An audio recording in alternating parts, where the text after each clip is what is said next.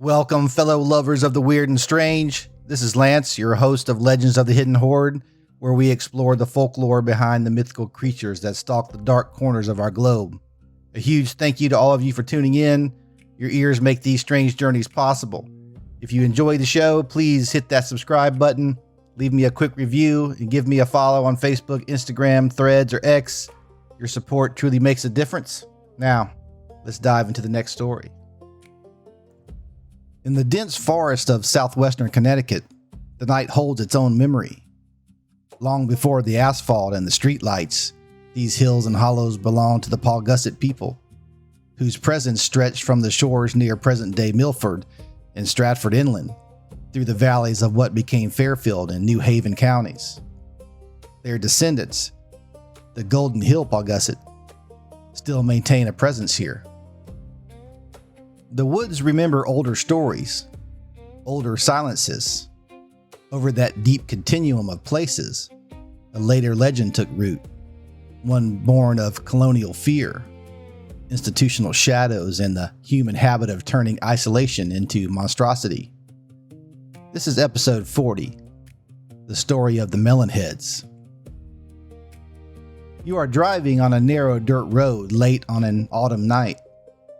The trees press close. Mist rises from the low ground near a reservoir. Your headlights catch the pale bark of beeches and the blacker shapes between them. Locals in Sheldon call one such stretch Sawmill County Road. In Trumbull and Monroe, it is Velvet Street, better known in the hush of teenage nights as Dracula Drive. In Milford, it was once Zion Hill Road. The names change. The warning does not. Do not stop. Do not linger. Something watches from the tree line. They are said to be small, not children, not quite adults. Figures the height of a 12-year-old, yet somehow wrong in proportion. The head is the thing everyone remembers. Swollen, bulbous, melon smooth or faintly ridged. Far too large for the thin neck and narrow shoulders that support it. Skin pale as old paper or the underside of a mushroom. Eyes dark and liquid, or in some tellings faintly luminous. Arms long for the body. Movements quick and low, more scuttle than stride. They do not speak in the accounts. They only watch or move when the moment feels safe. Two main origin stories circulate, and both are told with the flat certainty of things that happened, just far enough away that no one can quite disprove them. In one, sometime around the autumn of 1960, an asylum for the criminally insane in Fairfield County burned. Staff and most patients perished. Between 10 and 20 inmates were never accounted for. They fled into the surrounding woods. Winter came. Hunger came. The stories claim they survived by hunting small game at first, then stray pets, then, when the cold bit hardest, whatever else could be taken from the roads. Generations of isolation and inbreeding followed. The heads grew. Hydrocephalus, the medical term for fluid that swells the skull, became the folklore's explanation for the shape. The creatures that emerged were no longer the escaped patients. They were their descendants, shaped by the dark. In other tellings, the roots go deeper, back to colonial times. A family living near what is now the Shelton-Trumbull line was accused of witchcraft or simply of being different. Driven out, they took to the forests. Cut off from the settlements, they endured. Again, the winters. Again, the close bloodlines. Again, the gradual transformation into something that no longer quite belonged to the towns they had fled. Some versions fold into a doctor who experimented on orphans or patients, injecting fluid into their skulls until the heads ballooned and the children rose against him, burned the house, and vanished into the trees. That particular doctor, sometimes called Crow, belongs more properly to the Ohio strain of the legend. Yet the stories travel and hybridize. Edge cases multiply. Missing cats and dogs blamed on the woods. Runaway teenagers who never came home. Bones found in the leaf litter and quickly attributed. Some accounts insist the Melon Heads are aggressive, snatching the unwary. Others claim they are merely reclusive, fleeing from headlights and voices. A few fringe tellings even drift towards the extraterrestrial, frail bodies, oversized craniums. But those are later graphs, not the old wood of the tale.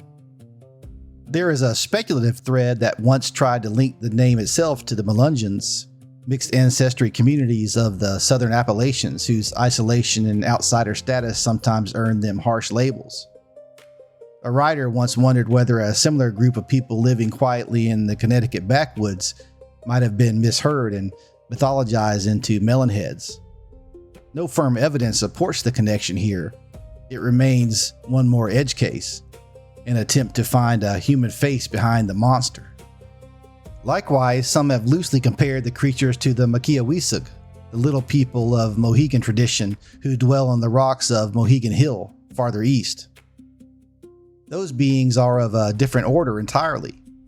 Ancient, generally benevolent, when treated with respect. Teachers of plants and corn, protectors in their own way. The Melon Heads are not their story. To conflate them would be to erase the distinct histories. The Connecticut woods hold many layers. The Melon Heads belong to the settler layer, the layer of asylums, colonial accusations, and the fear of what isolation does to bodies and blood. Edge cases continue to surface. No official record confirms a 1960 asylum fire with a precise number of missing patients. Hydrocephalus is a real medical condition. In earlier centuries, severe untreated cases could produce dramatic cranial enlargement, and families sometimes hid affected children from public view. Real people with visible differences have always been vulnerable to becoming the shape of local dread. Sightings remain anecdotal, often second or third hand, usually from teenagers testing the roads at night. One common motif is the sudden flash of a pale, oversized head just beyond the reach of the headlights, then nothing. Another is the feeling of being watched from both sides of a narrow track. A few insist they heard soft, wet sounds in the underbrush. None of these accounts have produced photographs, footprints, or remains that stand up to scrutiny. Yet the legend persists, not because of evidence, but because the roads themselves feel like evidence. Lonely, tree-tunneled dark, the kind of places where the mind supplies what the eyes cannot quite resolve. Imagine then one more night on Velvet Street. A car slows. The engine ticks as it cools. Somewhere in the black between the trunks, a shape shifts. The head is the first thing the light finds, round, too large. The face beneath it almost secondary. A suggestion of eyes and mouth that does not open. The body is slight, almost delicate, yet the posture is animal in its readiness. For a long second, there is only the sound of the engine and the slow drip of moisture from the leaves. Then the figure is gone, absorbed back into the trees as if the woods themselves closed around it. The driver leaves. The story is told the next day, and the day after that. The road keeps its name. What are we to make of such a creature? The Melon Heads teach us that isolation is a kind of pressure. Bodies change under it. Stories change under it. Communities change under it. When we push people or entire families beyond the edges of belonging, we create the conditions for otherness to harden into legend. The swollen head is a literalization of that pressure. The mind forced outward by circumstances it cannot escape. In an age of genetic technologies, surveillance, and algorithmic sorting of the normal, the Melon Heads stand out as quiet warning. We still decide who is allowed to remain visible and who must retreat into the trees. We still turn differences into danger when we lack the courage to look closely. The future implication is not that such creatures will walk among us, but that the impulse that invented them remains very much alive. Every generation builds its own woods and populates them with the people it chooses not to see. The lesson is simple and severe. The monsters we invent are often the ones we first abandoned. Treat the isolated with care, or the stories they become will outlast us all. That's it for the story of the Melon Heads. I hope you enjoyed it. If you did, hit that subscribe button on your favorite podcast app. Give me a follow on social media. Share the podcast with a friend. Until next time, keep your eyes open. You never know what might be lurking in the shadows.